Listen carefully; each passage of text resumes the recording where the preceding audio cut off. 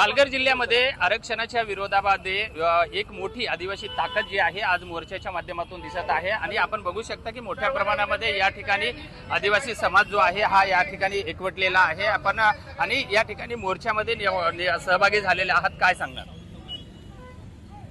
या मोर्चामध्ये सहभागी होण्याचं एकच कारण, जर बंजारा समाज जर आदिवासीमध्ये घुसखोरी करत असेल, जर धनगर समाज आदिवासीमध्ये घुसखोरी करत असेल तर आदिवासीने शांत बसायचं का? आणि आदिवासी कशा पद्धतीने तुम्हाला आरक्षण देणार आहात? या माध्यमातून सर्व संघटना, ज्या पक्षांचे, सर्व पक्षांचे लोकप्रतिनिधी हे सर्व आम्ही एक आदिवासी समाज म्हणून आम्ही एकवटले आहोत आणि शासनाला आम्ही इशारा देतोय काही धनगर आणि बंजाऱ्यांचं कुठेही ऐकू नका। जो आरक्षण आदिवासी समाजाचा आहे हा राहिलाच पाहिजे, जो जशाचा तसाच राहील, याला कुठेही हात लावता कामा नये, याच्यासाठी संदेश देण्यासाठी आदिवासी इकडे लोक। माझ्यासोबत काही महिला आहेत, ताई काय सांगणार की आपण या मोर्चामध्ये सहभागी झालेला आहात, काय भावना आहेत तुमच्या? आमच्या भावना तीव्र आहेत। हे आमचं आरक्षण हक्काचं आहे आणि आमच्या या आरक्षणाला कुठेही आम्ही घुसू देणार नाही। मी एकच घोषणा करेन, दूध मांगेंगे तो खीर देंगे, आरक्षण मांगेंगे तो चीर देंगे। निश्चित या महिलांच्या भावना आहेत।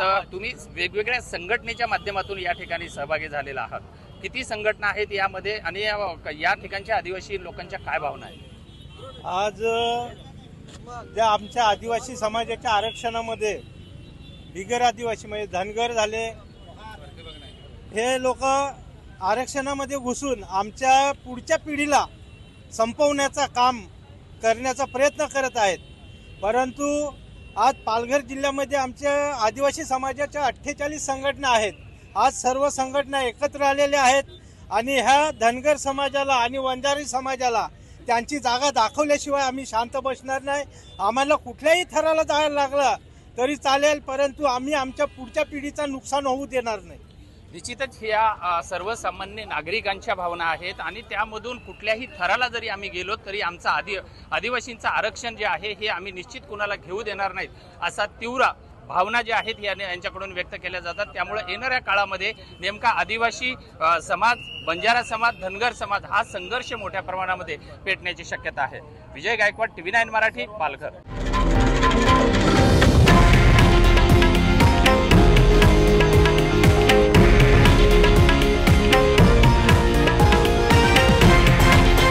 हे आहे देशातील नंबर 1 न्यूज नेटवर्क आणि आपण पाहत आहात TV9 मराठी, एकमेव।